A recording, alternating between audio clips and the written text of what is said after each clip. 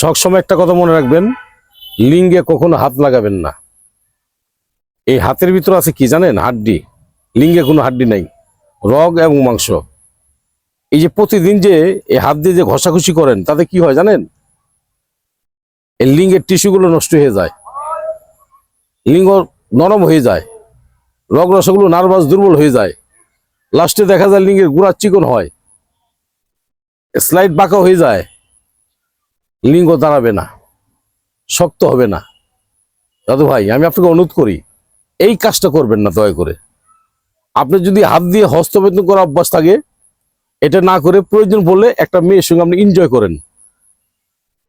কারণ এনজয় করলে আপনার লিঙ্গে কোনো সমস্যা হবে না।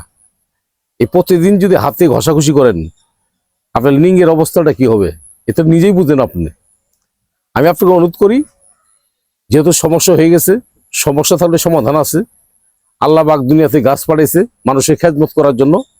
আসেন জামালপুর রেল স্টেশন, আমি মোহাম্মদ বেলাল কবিরাজ। আমার সাথে পরামর্শ করেন, আলাপ আলোচনা করেন।